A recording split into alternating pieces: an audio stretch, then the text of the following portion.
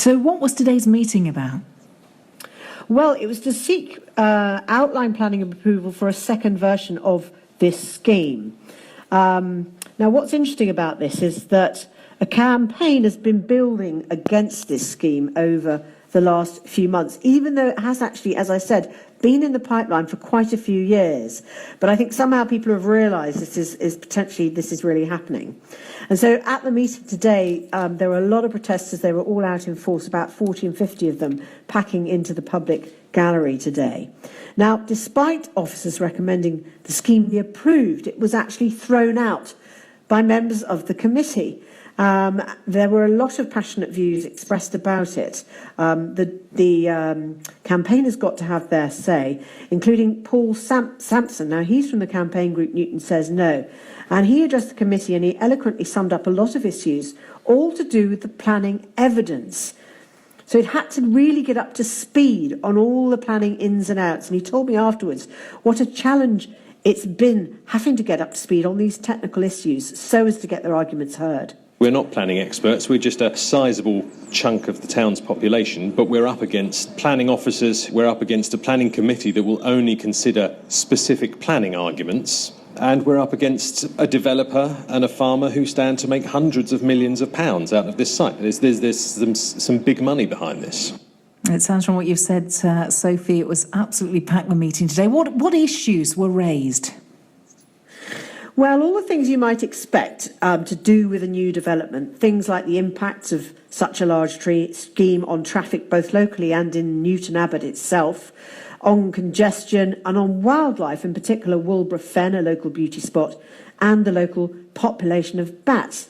But the debate and the arguments and the issues kind of got a bit wider, though, with this, because several councillors said there simply wasn't enough information in the report for them to be able to make a decision, with some saying the information wasn't robust or comprehensive enough. And the issue of democracy and transparency was also raised as well, because what officers had wanted was councillors to approve the main outline of the scheme and leave the details to them. But councillors felt it was too important a scheme for the details to be finalised behind closed doors and not subject to public scrutiny. So a difficult one for all involved. What happens now?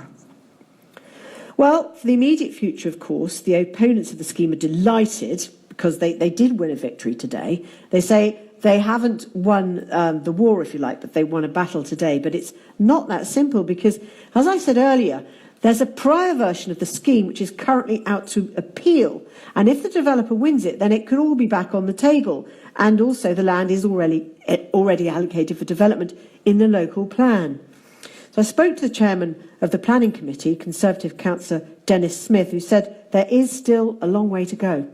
Nothing's cast in stone. We're 5 years on into the plan now. The plan's due for review. And people have recognised that now. More people have got involved in what's going on around them. The gallery was packed. I've sat here and chaired planning committee meetings. There's been nobody in there.